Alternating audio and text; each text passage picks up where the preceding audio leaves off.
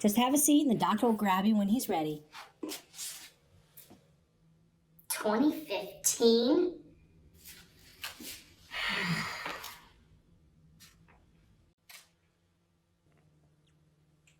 Mr. King? Oh, that's me. Ston. Kingston. Dang it.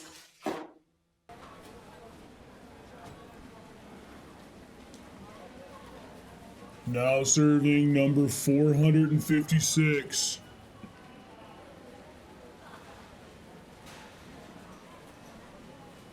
Dang it. Hi, welcome to the Department of Motor Vehicles. Have a seat and we'll call you when we're ready.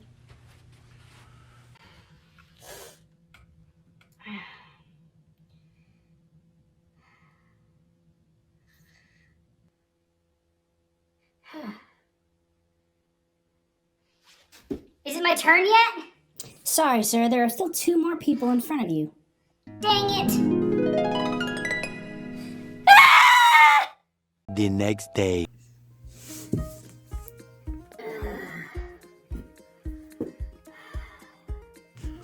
Whoa, King, you look exhausted.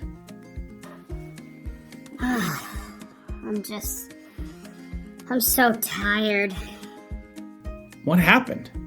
I had a terrible nightmare.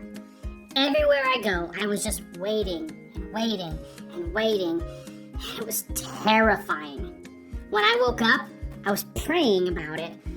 But I'm still waiting to hear from God, and it's like my nightmare is now my reality, and it's even more terrifying. Well, you're right. There are going to be times in our lives where we're going to have to wait on God. But there are 2 different kinds of waiting. There is? Yeah, there's active waiting and passive waiting. What's the difference? With passive waiting, it's like sitting in a waiting room. There's nothing to do but sit around reading boring, outdated magazines, waiting for something to happen. Like, there's nothing that we can do unless God does something first. That is literally my nightmare. But active waiting is doing things to prepare for God's action. This is like the story of Abraham.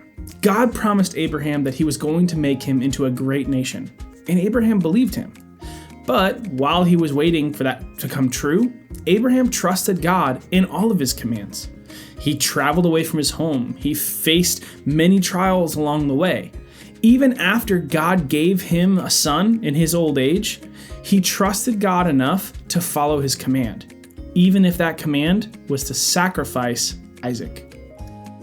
Wait, the promise was that he would have many children, and he was going to sacrifice his first and only child? Yeah, even though God told him about this covenant a long time ago, he actively waited by following God in everything while he was waiting for this great covenant to come true.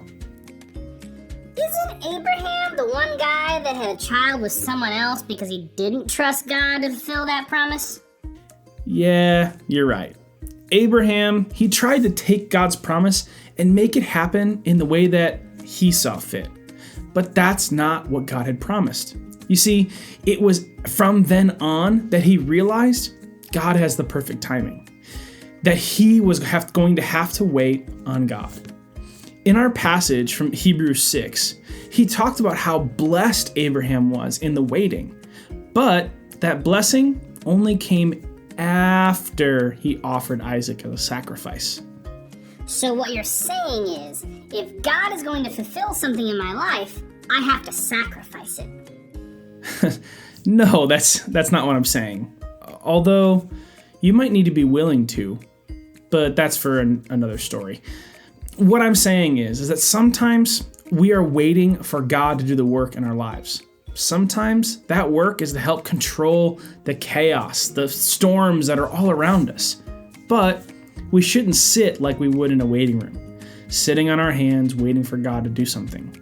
We have to actively cling to Him and seek after what He would have us do, so that while we are waiting for God to work, we are in tune with His Holy Spirit.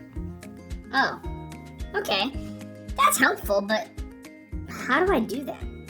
Well, then you need to come this Sunday, and Nick's going to talk all about it.